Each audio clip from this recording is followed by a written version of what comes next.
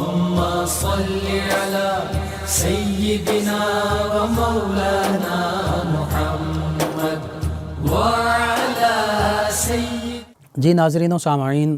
Programme یاد الہی میں روزانہ عظیم ہستیوں کے تذکارے پاک کیے جاتے ہیں، اور اس کے ساتھ ساتھ کچھ ایسے موضوعات پر گفتگو بھی ہوتی ہے جن سے آپ کو رہنمائی حاصل ہوتی ہے۔ آج رمضان المبارک کے حوالے سے گفتگو ہوگی، اور خصوصاً یکم رمضان المبارک جو ہے وہ اولیاء کاملین کے سردار حضور غوث اعظم رضی اللہ تعالی عنہ آپ کا یوم ولادت باسعادت بھی ہے، تو اس حوالے سے آپ کے تذکارے پاک بھی ہوں گے۔ رمضان المبارک بہت ہی رحمتوں بھرا مہینہ، برکتوں والا مہینہ اور پر نور پر کیف مہینہ ہمارے اوپر سایہ فگن ہے، جلوہ فگن ہے۔ اس کی برکتوں، اس کی رحمتوں اور اس کے پرکیف لمحات کا ہم کیسے ادراک کر سکتے ہیں؟ اللہ سبحانہ و تعالی نے بھی قرآن مجید فرقان حمید میں رمضان المبارک کے روزوں کے بارے میں فرض ہونے کی تاکید بھی فرمائی، اور اسی طرح اللہ کے پیارے حبیب صلی اللہ علیہ وآلہ وسلم کے فرامین مبارکہ بھی ہماری مکمل رہنمائی کرتے ہیں۔ اللہ سبحانہ و تعالی نے قرآن مجید فرقان حمید میں سورۃ البقرہ میں دوسرے پارے میں یوں ارشاد فرمایا، یا ایھا الذین آمنوا کتب علیکم الصیام کما کتب علی الذین من قبلکم لعلکم تتقون، کہ اے ایمان والو، اے میرے وہ بندو جو مجھ پر ایمان لائے ہو۔ کتنا خوبصورت خطاب اللہ سبحانہ و تعالی امت محمدیہ صلی اللہ علیہ وآلہ وسلم سے فرما رہا ہے، اور یہ وہ خطاب ہے کہ ہم گناہ گاروں سے پہلے کسی بھی امت کو اس خوبصورت انداز سے نہیں پکارا گیا، مخاطب نہیں کیا گیا۔ یا ایھا الذین آمنو، اے میرے پیارے بندو، اے میرے وہ بندو جو مجھ پر ایمان لائے ہو، میرے حبیب صلی اللہ علیہ وآلہ وسلم پر ایمان لائے ہو، تمام ملائکہ پر، تمام کتب سماویہ پر، تمام انبیاء و مرسلین علیہم الصلاۃ والتسلیم پر ایمان لائے ہو، اچھی اور بری تقدیر پر ایمان لائے ہو، یوم آخرت پر، جزا کے انصاف کے دن پر ایمان لائے ہو۔ تو فرمایا،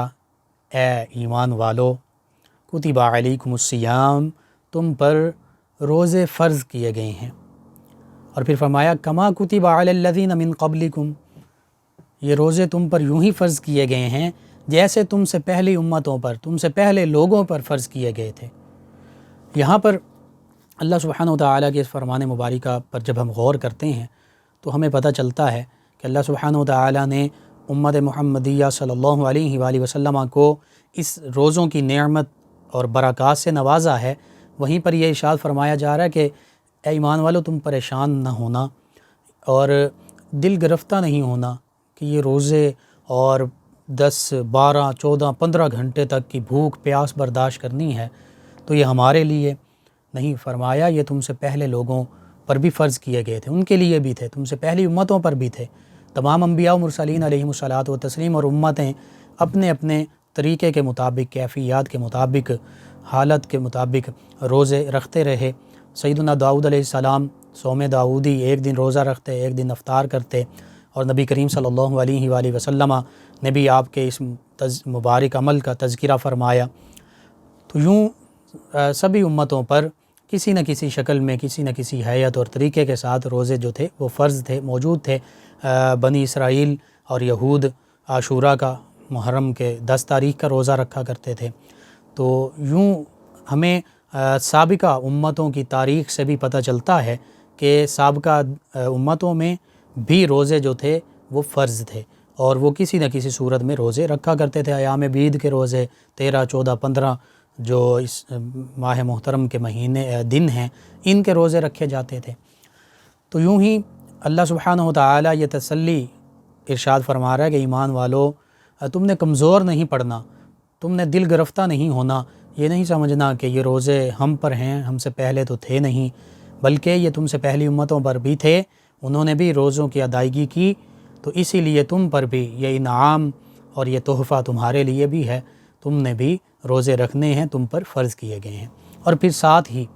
روزوں کا مقصد جو ہے، سب سے بڑا مقصد جو ہے، جو روزے کی غرض و غایت ہے، وہ بھی ارشاد فرما دی کہ روزہ رکھنا جو ہے وہ کوئی غیر معمولی عمل نہیں ہے، وہ ایسے ہی عام عمل نہیں، معمولی عمل نہیں ہے، بلکہ یہ بہت اہمیت کا حامل ہے، اور اتنی اہمیت کا حامل ہے کہ جو قرآن مجید فرقان حمید جس کے بارے میں فرمایا گیا ذالک الکتاب لا ریب فیہ ھدی للمتقین، کہ یہ متقی لوگوں کے لیے ہدایت ہے، تقوی والوں کے لیے ہدایت ہے، تو یہاں پر فرما دیا لعلکم تتقون۔ روزے جو ہیں وہ تقوی اور خشیت اور پرہیزگاری پیدا کرتے ہیں، یعنی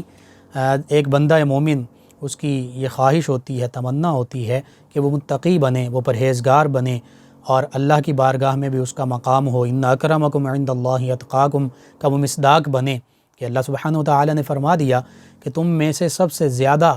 تکریم والا، عزت والا، عظمت والا، فضیلت والا، اکرم وہ ہے جو تم میں سب سے زیادہ اتقا ہے، یعنی تم میں سب سے زیادہ متقی ہے، پرہیزگار ہے۔ تو یوں تقوی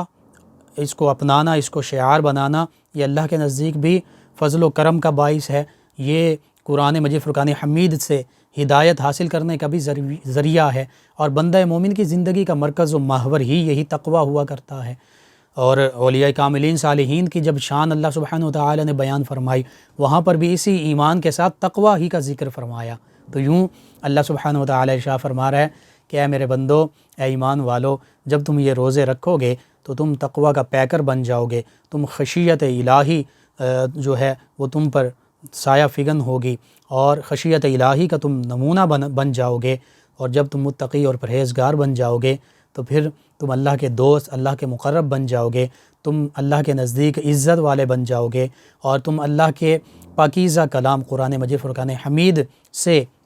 ہدایت پانے والے بن جاؤ گے۔ تو یوں رمضان المبارک کے جو روزے ہیں یہ ہمارے لیے بہت زیادہ اہمیت کے حامل ہیں، اور ان سے بندہ مومن جو ہے وہ تقوی، خشیت اور پرہیزگاری سیکھتا ہے اور اس کا نمونہ بن جاتا ہے۔ اسی طرح رمضان المبارک کے جو روزے ہیں، نبی محتشم صلی اللہ علیہ وآلہ وسلم اس کی آمد کی انتظار بھی فرمایا کرتے، اس کے لیے تیاریاں بھی فرمایا کرتے، حتیٰ کہ استقبال بھی فرمایا کرتے، اپنے صحابہ کرام علیہم الرضوان ان سے بھی ارشاد فرمایا کرتے کہ یہ رمضان المبارک بہت برکتوں والا مہینہ تم پر سایہ فگن ہونے والا ہے، یہ رحمتوں برکتوں کا مہینہ ہے، بندہ مومن کا اس میں رزق بڑھا دیا جاتا ہے، یہ رحمت، مغفرت اور بخشش، جہنم سے برات، جہنم سے آزادی کا مہینہ ہے۔ اور پھر یہاں تک فرما دیا کہ اس میں سحری کیا کرو، سحری میں برکت ہے، یعنی رمضان المبارک کا ہر لمحہ جو ہے وہ برکتوں بھرا ہے، وہ پر نور اور سعادتوں والی کیفیات سے بھرا ہوا ہے، معمور ہے، بھرپور ہے۔ تو اس میں ایک ایک لمحہ جو ہے وہ اللہ کی رضا کی خاطر جب ہم گزارتے ہیں، اگر سحری کریں تو وہ بھی باعث اجر و ثواب، افطاری کریں وہ بھی باعث اجر و ثواب، روزہ پورا دن ہم نے رکھا اور بھوک پیاس کو صرف اور صرف اللہ کی رضا کے لیے برداشت کیا، تو اس کی جزا خود اللہ سبحانہ وتعالی نے فرمایا کہ روزہ میرے لیے ہے۔ حدیث قدسی میں نبی کریم صلی اللہ علیہ وآلہ وسلم ارشاد فرماتے ہیں کہ اللہ سبحانہ وتعالی فرماتا ہے کہ روزہ میرے لیے ہے اور اس کی جزا بھی میں ہی دوں گا، اور دوسرے لفظوں میں فرمایا گیا کہ اس کی جزا میں خود ہوں، یعنی جس عمل کی جزا اللہ سبحانہ وتعالی کی رضا اور خوشنودی ہو، اور خود اللہ سبحانہ وتعالی کی ذات بابرکات ہو، اس کا دیدار ہو، اس کی رضا خوشنودی ہو، تو پھر اس عمل کی عظمت، اس کی فضیلت، اس کا اندازہ ہم نہیں کر سکتے، ہماری ناقص عقل، ہماری ناقص فہم میں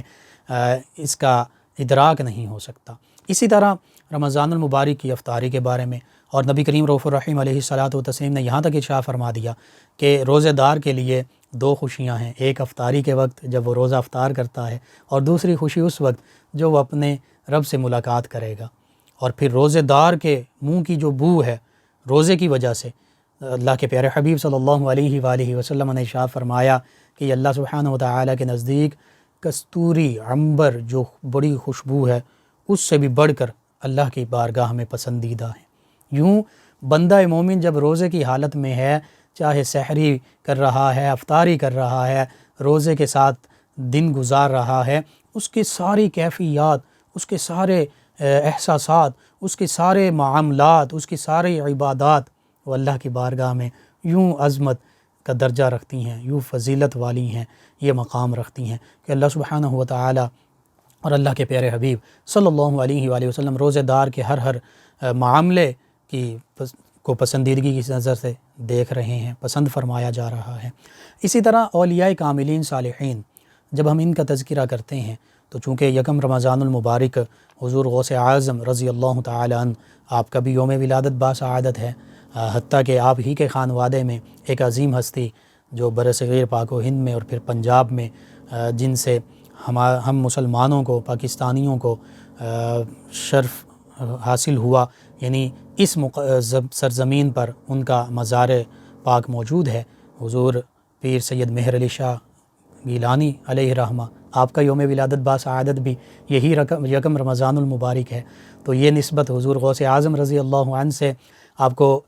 خاندانی نسبت بھی ہے کہ آپ گیلانی ہیں، حضور غوث اعظم رضی اللہ عنہ ہی کی اولاد اطہار میں سے ہیں، اور دوسری نسبت یہ بھی حاصل ہو گئی کہ جیسے حضور غوث اعظم رضی اللہ عنہ یکم رمضان المبارک آپ کی ولادت باسعادت، اسی طرح آپ بھی یکم رمضان المبارک ہی کو پیدا ہوئے، آپ کی ولادت باسعادت بھی یکم رمضان المبارک ہوئی۔ تو یوں رمضان المبارک جس پہلو سے بھی ہم اس کو دیکھیں، یہ ہمارے لیے باعث خیر ہے، باعث برکت ہے۔ ہمیں چاہیے کہ ہم رمضان المبارک کہ ان پرکیف لمحات کو، ساعتوں کو ضائع نہ کریں، ان کی قدر کر لیں، اور پھر یہ ہمارے لیے ٹریننگ سیشن بھی ہے۔ ہم کوشش کریں کہ اپنے آپ کو اگر بحیثیت انسان ہم میں کوئی کمی، کوئی کوتاہی، کہیں کچھ نقص ہے، کمی ہے، خامی ہے، تو اس ٹریننگ سیشن کے دوران، اس ماہ محترم کے دوران کہ جس میں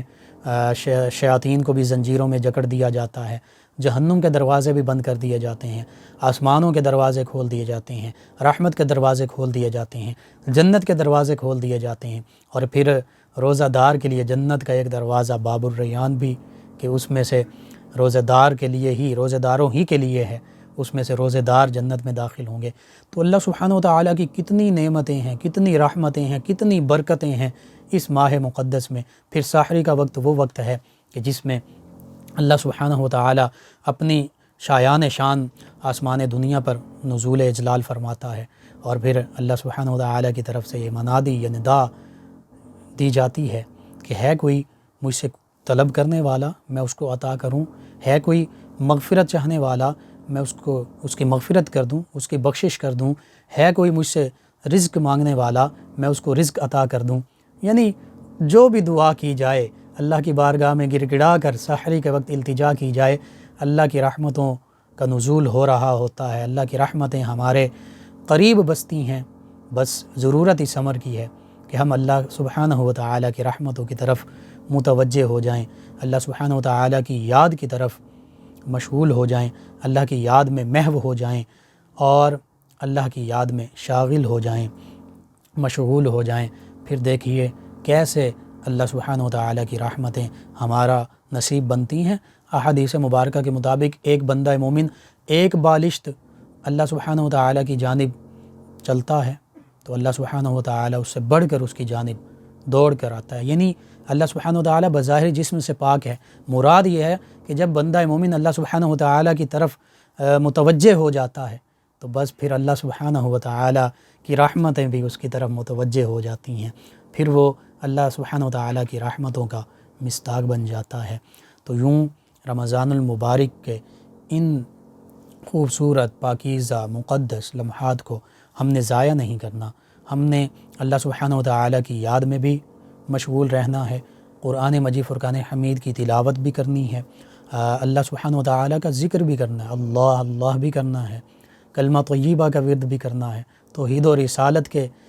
گواہی بھی دینی ہے، اور چرچے بھی کرنے ہیں، اور اوراد و وظائف کے ساتھ ساتھ خصوصاً درود پاک کی کثرت کرنی ہے کہ نبی رحمت صلی اللہ علیہ وآلہ وسلم کی قربت نصیب ہو جائے، آپ کی نظر رحمت ہم پر پڑ جائے، تو بس پھر بندہ مومن کا بیڑا پار ہے۔ اور پھر اس کے ساتھ ساتھ کوشش کرنی ہے باجماعت نماز بھی ادا کی جائے،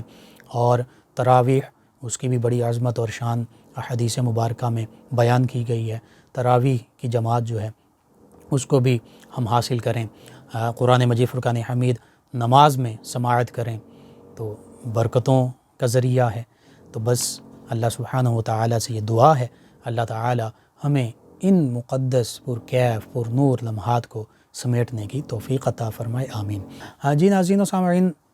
رمضان المبارک کے محترم مہینے کی آمد ہے، تشریف آوری ہو چکی ہے، ہماری زندگیوں کا حصہ بن چکا ہے۔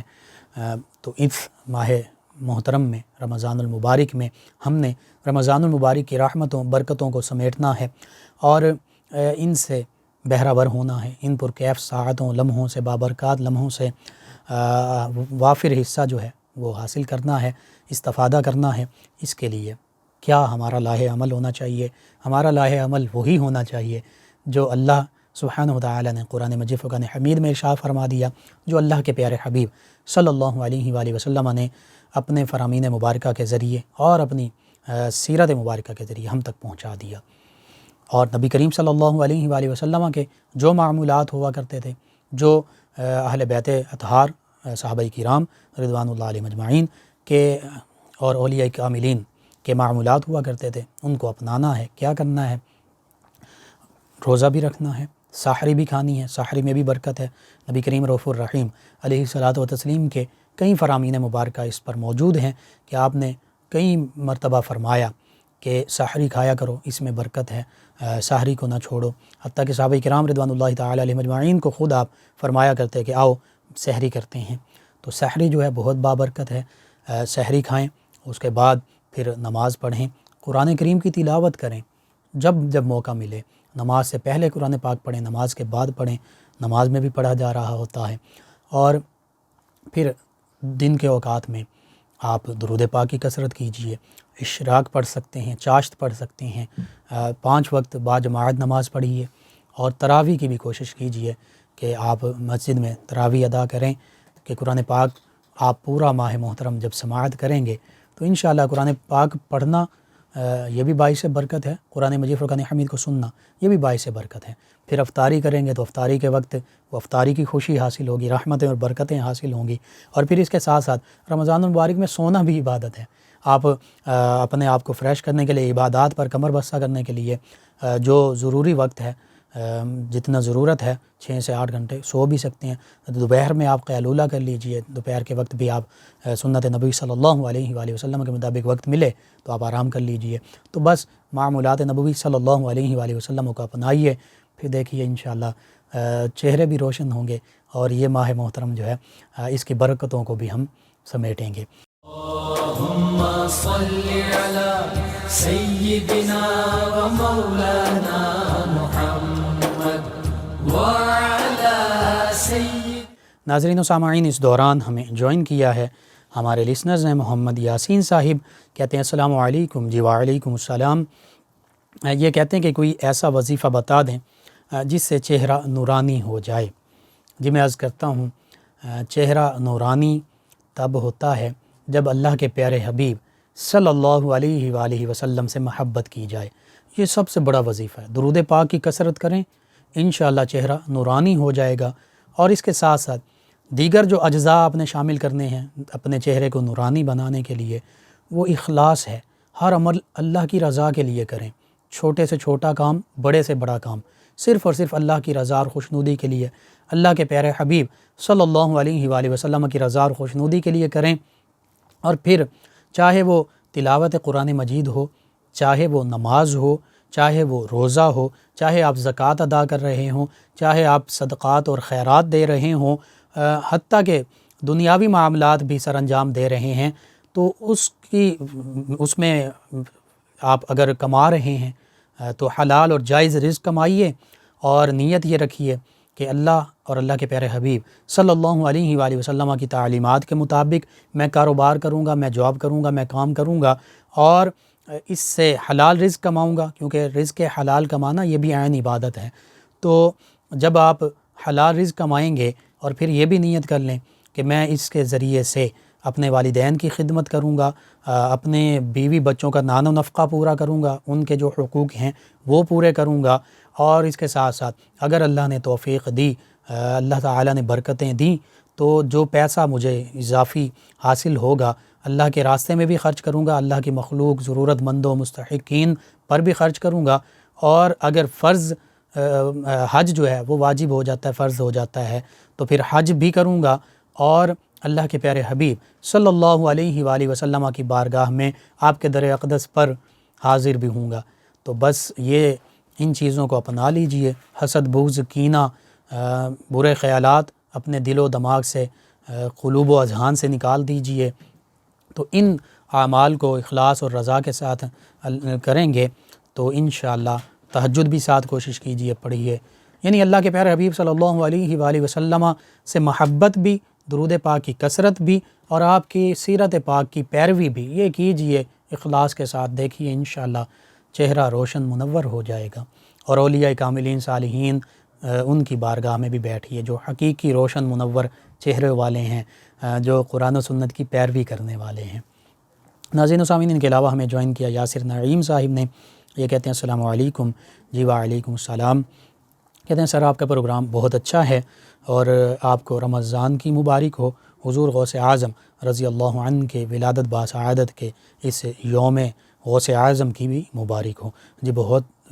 شکریہ آپ کا، خیر مبارک آپ کو بھی، تمام لسنرز ویورز کو بھی رمضان المبارک کی بھی ڈھیروں خوشیاں مبارک ہوں، حضور غوث اعظم رضی اللہ عنہ آپ کا یوم ولادت باسعادت بھی مبارک ہو۔ ناظرین و سامعین، ان کے علاوہ ہمیں جوائن کیا عارف صاحب نے، یہ کہتے ہیں السلام علیکم۔ جی وعلیکم السلام۔ کہتے ہیں کہ میری بیوی اور بڑا بیٹا مجھ پر اور دیگر بچوں پر ظلم کرتے ہیں اور وہ اللہ کے اور میرے نافرمان ہیں۔ جی بہت برا عمل ہے۔ اگر آپ کی بیوی اور آپ کا بڑا بیٹا مجھ گناہگار کو سماعت کر رہے ہیں تو میں یہی محبت کے ساتھ کہوں گا کہ اللہ اور اس کے پیارے حبیب صلی اللہ علیہ وآلہ وسلم کی بے شک حقیقت میں آپ نافرمانی کر رہے ہیں، اور بیوی پر اپنے شوہر کی اطاعت واجب ہے۔ ہاں اگر شوہر کوئی غیر شرعی کام کہتا ہے، اللہ اور اس کے پیارے حبیب صلی اللہ علیہ وآلہ وسلم کی نافرمانی کا کوئی حکم دیتا ہے تو اس میں فرما برداری واجب نہیں ہے، لیکن اس کے علاوہ دیگر تمام معاملات میں بیوی پر یہ ضروری ہے، واجب ہے کہ وہ شوہر کی فرما برداری کرے۔ نبی رحمت صلی اللہ علیہ وآلہ وسلم کے فرامین اگر ہم مد نظر رکھیں، ہماری مائیں بہنیں بیٹیاں خواتین اسلام، تو کبھی ایسا معاملہ نہ ہو۔ نبی کریم رؤوف الرحیم علیہ الصلاۃ والتسلیم کے سامنے جب ایک اونٹ نے سجدہ کیا، تعظیم کی، تو چونکہ جانور اور یہ شریعت کے پابند نہیں ہیں، تو اس موقع پر صحابہ کرام رضوان اللہ تعالی علیہ مجمعین نے عرض کیا، یا رسول اللہ صلی اللہ علیہ وسلم، ہم ان جانوروں سے زیادہ اس بات کے حقدار ہیں کہ ہم آپ کو سجدہ کریں۔ تو نبی کریم رؤوف الرحیم علیہ الصلاۃ والتسلیم نے ارشاد فرمایا کہ اگر کسی بندے کے لیے یہ جائز ہوتا، یہ مشروع ہوتا کہ وہ کسی بندے کو سجدہ کرے، تو پھر بیوی کو حکم دیا جاتا کہ وہ اپنے شوہر کو سجدہ کرے۔ تو بیوی کے لیے شوہر کا مقام یہ ہے، اسی وجہ سے عام طور پر مجازی خدا بول دیا جاتا ہے۔ تو بیوی پر اپنے شوہر کی اطاعت کرنا یہ واجب ہے۔ فالصالحات قانتات حافظات للغیب بما حفظ اللہ واللاتی تخافون نشوزهن فعظوهن واہجروهن فی المضاجع واضربوهن فإن أطعنکم فلا تبغوا علیہن سبیلا ان اللہ کان علیا کبیرا۔ اللہ سبحانہ وتعالی نے سورہ نساء میں خواتین کے حقوق بھی متعین کر دیے ہیں۔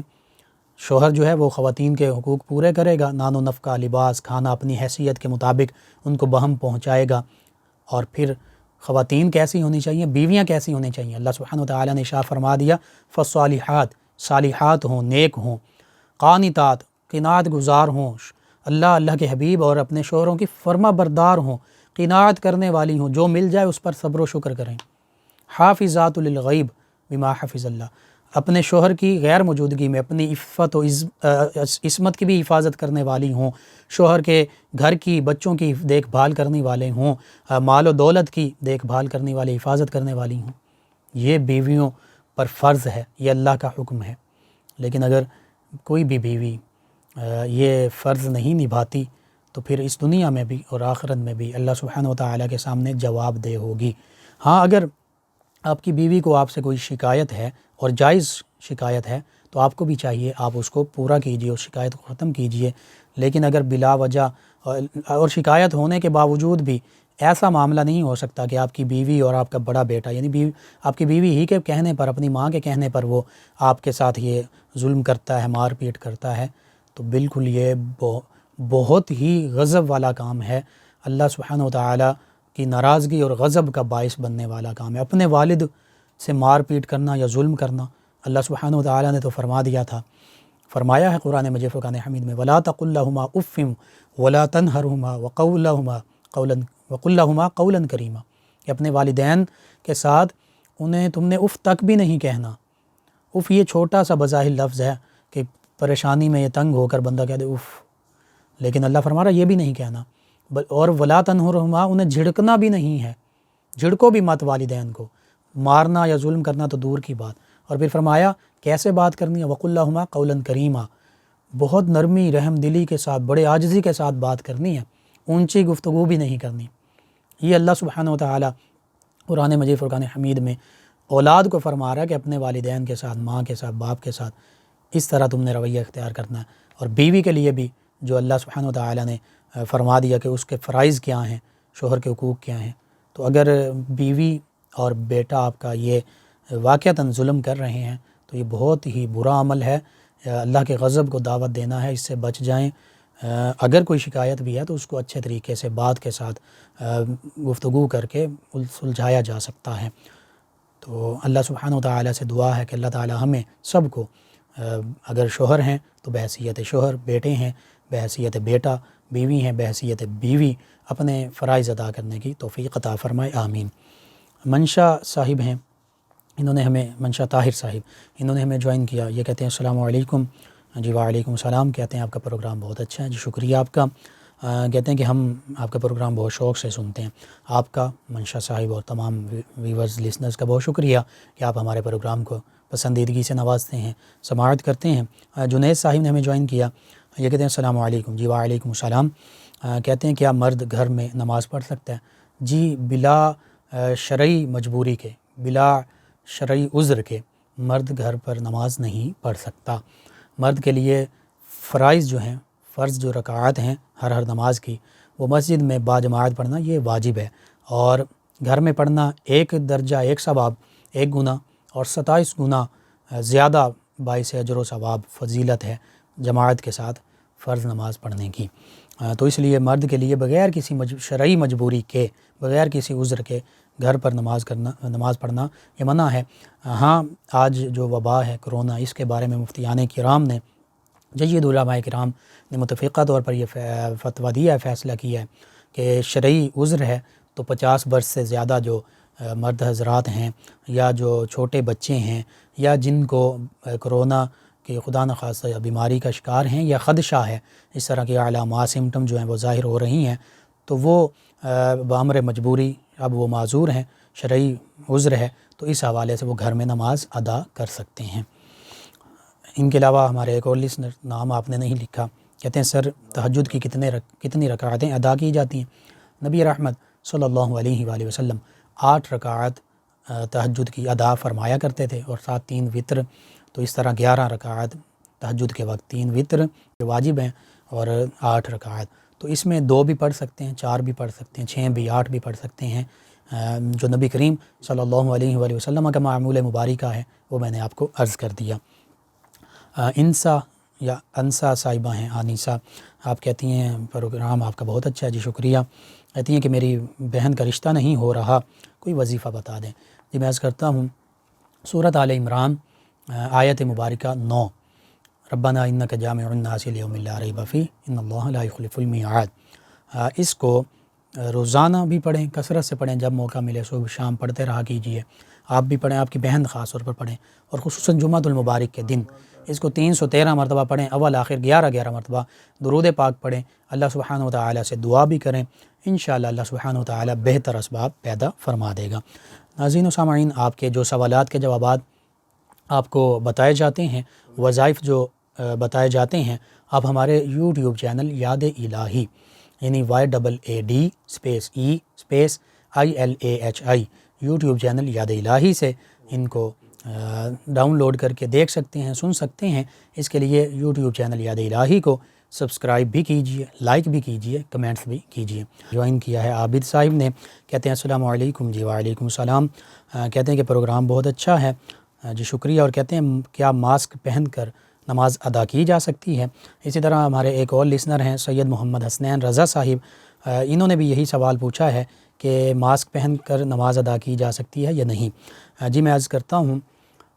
شرعی عذر کی بنا پر عام حالات میں ماسک پہن کر یا منہ ڈھانپ کر نماز پڑھنا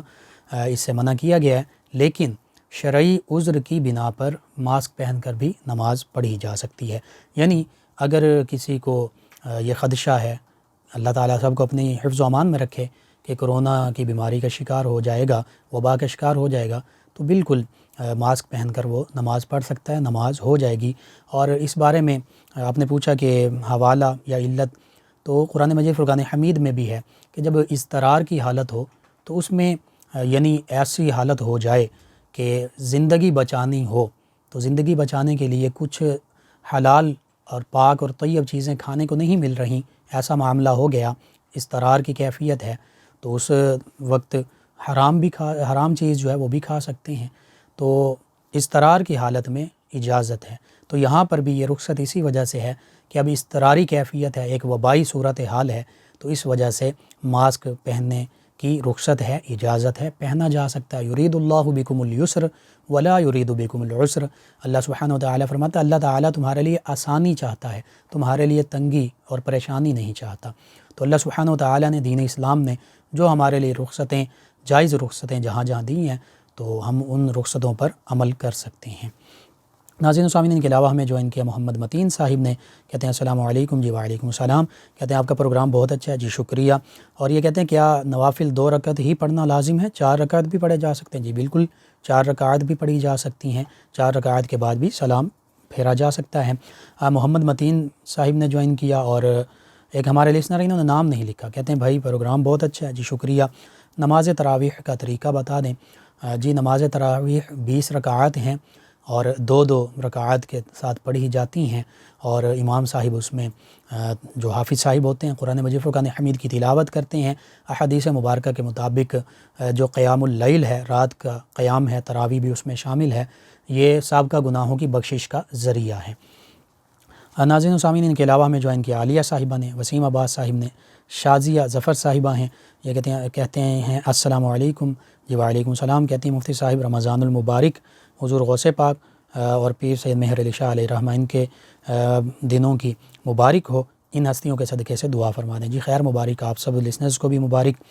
جی اللہ سبحانہ و تعالیٰ سے یہ دعا ہے کہ اللہ تعالیٰ اپنے خوبصورت ماہ مقدس رمضان المبارک کے تصدق سے، حضور غوث اعظم رضی اللہ عنہ کے تصدق سے، حضور پیر سید مہر علی شاہ علیہ الرحمہ آپ کے تصدق سے تمام مسلمانوں کی تمام پریشانیاں دور فرما دے۔ جو وبائی صورتحال ہے، اس سے تمام لوگوں کو، تمام پاکستانیوں کو، تمام مسلمانوں کو اپنی حفظ و امان میں رکھے۔ اگر کوئی ان کا شکار ہو چکا ہے تو اللہ سبحانہ و تعالیٰ مکمل صحت اور عافیت عطا فرما دے، آمین۔ اسد اللہ صاحب نے جوائن کیا، سلام کہا، جی شکریہ آپ کا، وعلیکم السلام۔ نورین مرزا صاحبہ ہیں، یہ کہتی ہیں السلام علیکم۔ جی وعلیکم السلام، کہتی ہیں بھائی آپ کو اور آپ کی پوری ٹیم کو رمضان المبارک کی اور حضور غوث پاک رضی اللہ عنہ کے دن کی ولادت باسعادت کی بہت بہت مبارک ہو۔ جی خیر مبارک، آپ سب کو بھی مبارک ہو۔ نجیب اللہ صاحب ہیں، کہتے ہیں السلام علیکم۔ جی وعلیکم السلام، کہتے ہیں کہ سعودی عرب میں ایک شخص کے ساتھ مل کر میں نے کاروبار شروع کیا، لیکن 2 لوگوں کی وجہ سے اس سے میری ناراضگی چل رہی ہے، کوئی ایسا وظیفہ بتا دیں کہ آپس میں صلح ہو جائے۔ جی اس کے لیے آپ کوشش بھی کیجئے، لیس للانسان الا ما سعی، اور دوسرا آپ یا ودود یا رؤوف یا رحیم، اس کو 1001 مرتبہ پڑھیے، کسی بھی کھانے پینے کی چیز پر دم کر کے سحری یا افطاری کے وقت اگر ہو سکے کھلا دیجئے، یا ویسے دعا بھی ساتھ کر لیجئے، انشاءاللہ اللہ سبحانہ و تعالی آپ کے درمیان صلح کے اسباب پیدا فرما دے گا۔ ناظرین و سامعین، آپ کے جو سوالات کے جوابات عرض کیے جاتے ہیں، وظائف بتائے جاتے ہیں، آپ ہمارے یوٹیوب چینل یاد الہی، یعنی YAAD /EILAHI یوٹیوب چینل یاد الہی سے انہیں ڈاؤن لوڈ کر کے دیکھ سکتے ہیں، سن سکتے ہیں، رہنمائی حاصل کر سکتے ہیں، اور اس کے لیے آپ یوٹیوب چینل یاد الہی کو سبسکرائب بھی کیجئے، لائک بھی کیجئے، کمنٹس بھی کیجئے۔ اللهم صل على سيدنا ومولانا محمد